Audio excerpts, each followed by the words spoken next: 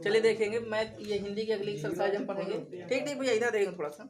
अलंकार पढ़ेंगे हम। ठीक, रस हो गया है, छंद भी हो गया है, इसके बाद अलंकार पढ़ेंगे। जैसे अलंकार की अगर परिभाषा की बात करें तो अलंकार की परिभाषा क्या होती है? काव्य की शोभा बढ़ाने वाले तत्व को अलंकार कहते हैं।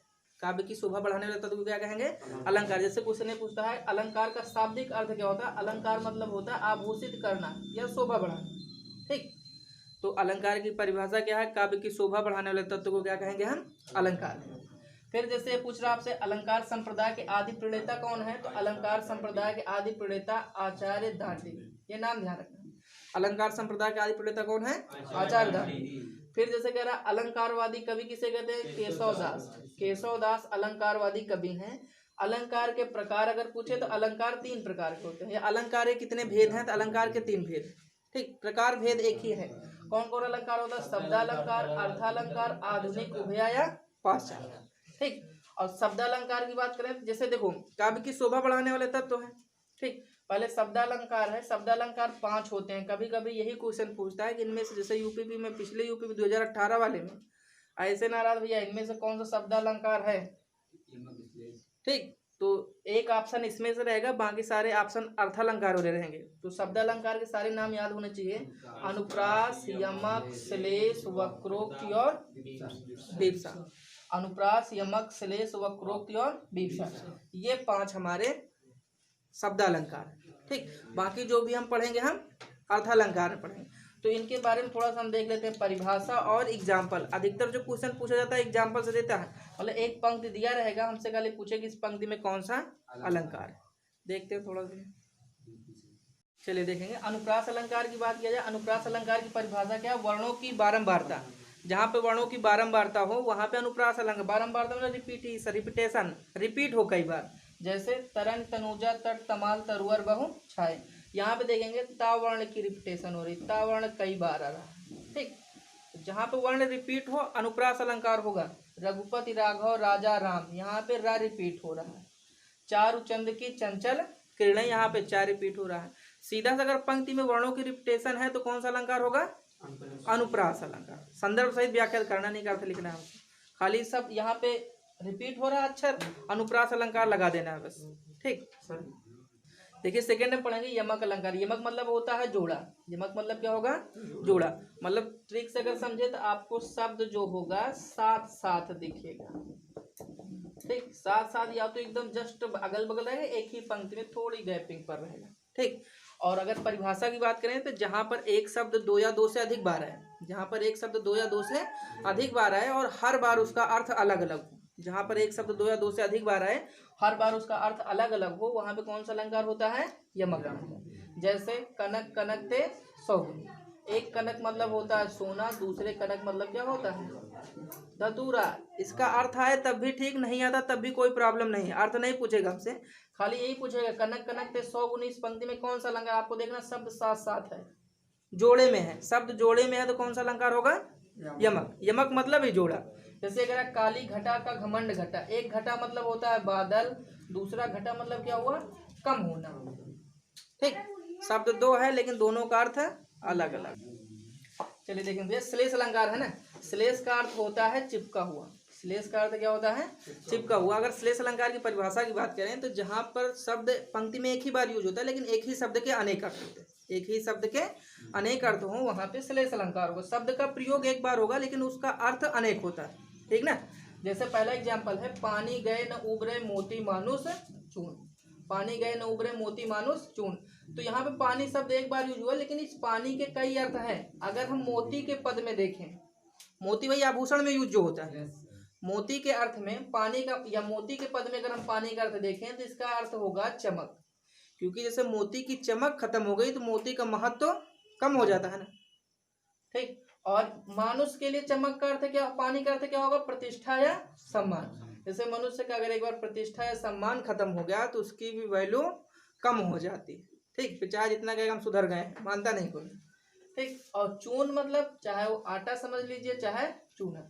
इसमें अगर पानी एक बार खत्म हो गया, कम हो गया, सूख गया तो दोबारा से पुनः चाहे जितना पानी मिलाए उतना अच्छा फिर ये दोबारा से नहीं बनता है। सेकेंड एग्जाम्पल यूपीपी का भी है, मांगन वारिन को देख पट देत बार बार। मांगन वारिन को देख पट देत बार। देखो यहाँ पे एक शब्द यूज हुआ है पट। तो पट के दो अर्थ होते हैं, एक तो होता है वस्त्र, पट मतलब क्या होता है वस्त्र, दूसरा पट मतलब होता है दरवाजा। दूसरा पट मतलब क्या होता है, पट के दो अर्थ हैं, एक वस्त्र होता है, दूसरा दरवाजा। देखो अगर हम पहला वाला अर्थ लें, देखो मांगन वारन को देख पट देत बार बार। कुछ लोग होते हैं जैसे उनके दरवाजे पे अगर कोई मांगने वाला आया, याचक आया, तो उनको वो बार बार वस्त्र दान करते हैं। लेकिन कुछ लोग ऐसे होते हैं उनके दरवाजे पे यदि कोई याचक आ गया है मांगने वाला, तो उन्हें देख के बार बार दरवाजा बंद कर लेते। ठीक, तो शब्द तो एक ही बार यूज हुआ है, लेकिन एक ही शब्द के अनेक दो अर्थ है यहाँ पे। थर्ड एग्जाम्पल है सुबरन को खोजत फिरे कवि व्यभिचारे चोर। सुबरन को खोजत फिरे कवि व्यभिचारे चोर। तो यहाँ पे सुबरन शब्द एक बार यूज हुआ है, लेकिन इसके कवि के लिए अलग अर्थ है, व्यभिचारी के लिए अलग अर्थ है, चोर के लिए अलग अर्थ है। देखो कवि क्या ढूंढता रहता है भैया, कवि के पद में सुबरन का अर्थ क्या होगा, सुंदर अक्षर। क्योंकि कवि के क्या चाहिए भैया, सुंदर अक्षर, क्योंकि सुंदर सुंदर अक्षरों का प्रयोग अपनी कविता में करेगा ताकि कविता अच्छी बनेगी। ठीक, और व्यभिचारी के लिए सुबरन का अर्थ क्या होगा, सुंदर स्त्री। और चोर के लिए सुबरन का अर्थ क्या होगा, सोना चांदी, सोना चांदी। तो शब्द एक ही है सुबरन, लेकिन एक ही शब्द के अनेक अर्थ हैं। तो ऐसी कंडीशन में कौन सा अलंकार होगा भैया, श्लेष अलंकार। चलिए देखें अगला है हमारा वक्रोक्त अलंकार। ठीक भैया ना, वक्रोक्त अलंकार में क्या होता है, कहने एवं सुनने के अर्थ में भिन्नता। कहने एवं सुनने के, कहने वाला कुछ और कहना चाहता हो, सुनने वाला उसका दूसरा अर्थ लेता हो, मतलब कहने और सुनने के तात्पर्य में भिन्नता हो, तो वहां पे वक्रोक्त अलंकार होता है। और वक्रोक्त अलंकार दो प्रकार का होता है, एक काक वक्रोक्त होता है, दूसरा श्लेष वक्रोक्त। काक वक्रोक्त दूसरा श्लेष वक्रोक्त। देखो जब कहने और सुनने में भिन्नता जो है किसके कारण है, विराम चिन्ह की वजह से गलती। क्योंकि जब हम सेंटेंस बोलते हैं विराम चिन्ह कोई नहीं बोलता है, अगर विराम चिन्ह की वजह से गलती हो रही है तो वहां पे काक वक्रोक्त होगा। जैसे सीधा सा एग्जाम्पल, अगर राम राम कई बार बोलोगे तो क्या सुनाई देता है, मरा मरा ना। कई बार रिपीट करो राम राम राम राम तो मरा मरा सुनाई देता है। कहने वाला राम कह रहा, सुनने वाला मरा सुन रहा है। ठीक, कहने वाला राम कह रहा है, सुनने वाला मरा सुन रहा है। कहने वाला कुछ और कहना चाह रहा है, सुनने वाला उसका दूसरा अर्थ ले रहा है। यहाँ पे गलती किसकी वजह से हो रही है, विराम चिन्ह का सही हम यूज नहीं कर रहे हैं, राम राम रिपीट कर रहे हैं ना, तो यहाँ पे विराम चिन्ह की वजह से गलती हो रही है, यहाँ पे काक वक्रोक्त होगा। ठीक, और सेकेंड हम समझ लेंगे, जैसे यही एग्जाम्पल, रोको मत जाने दो, रोको मत जाने दो, रोको मत जाने दो। ठीक, इसके भी दो अर्थ होंगे ना, एक में मान लो हम यहाँ पे कामा लगा दे रहे हैं, दूसरे में यहाँ पे रोको मत जाने दो। जैसे मान लो किसी के घर में कोई अतिथि आए भैया, मेहमान, ठीक, तो उनके जो गार्जियन थे उन्होंने क्या कहा कि रोको मत जाने दो, मतलब उन्हें रोक लेना है, जाने नहीं देना। लेकिन घर वाले क्या समझ लिए, रोको मत जाने दो, रोको मत जाने दो। तो कहने वाला कुछ और कहना चाह रहा था, सुनने वाला उसका दूसरा अर्थ ले रहा। तो कहने और सुनने के अर्थ में भिन्नता है ना, सेंटेंस तो वही है, खाली अर्थ में भिन्नता है। तो यहाँ पे कौन सा अलंकार होगा, वक्रोक्ति है। लेकिन ये गलती किस वजह से हो रही है, कामा विराम चिन्ह की वजह से। जब गलती विराम चिन्ह की वजह से कहने का अर्थ और सुनने का अर्थ में भिन्नता आ जाए तो काक वक्रोक्ति होगा। ठीक ना, तो सेकेंड पढ़ते हैं हम, श्लेष वक्रोक्ति।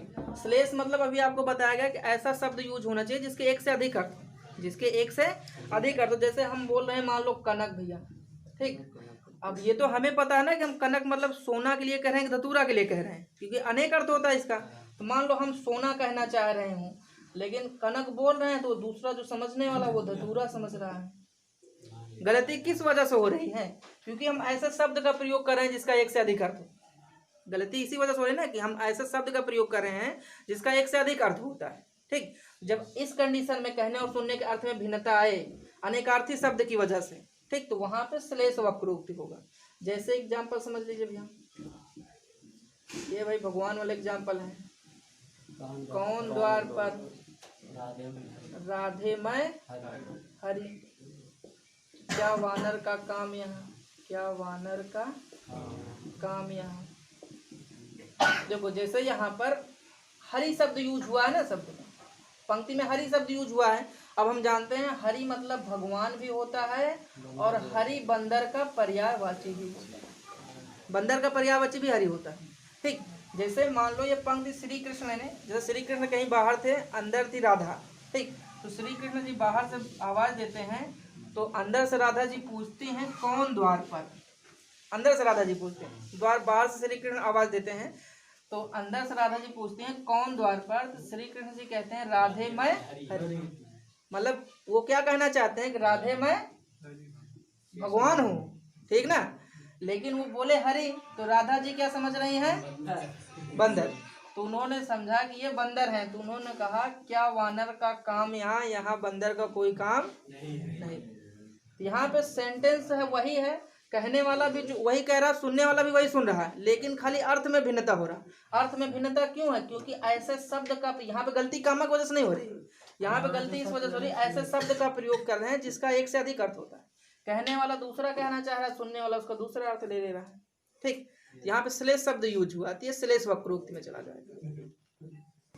ठीक, देखो विपसा अलंकार में क्या होता है, परिभाषा की बात करें, जहां पर हम मनोभाव को प्रकट करने के लिए शब्दों को दोहराया जाए, मनोभाव को प्रकट करने के लिए शब्दों को दोहराएं, वहां पे विपसा अलंकार होता है। जैसे होता नहीं, जैसे हम कोई गड़बड़ वस्तु देखते हैं तो देख के मन के विकार को दूर करने छी छी राम राम करते नहीं है, वही सिस्टम है। पंक्ति में अगर छी छी राम राम ये सब लिखा है, अलंकार पूछे तो फिर कौन सा अलंकार होगा, विपसा अलंकार। ठीक, तो ये शब्दालंकार के 5 पार्ट हो गए भैया। ठीक, शब्दालंकार कंप्लीट कर लेंगे, नेक्स्ट वीडियो में अर्थालंकार।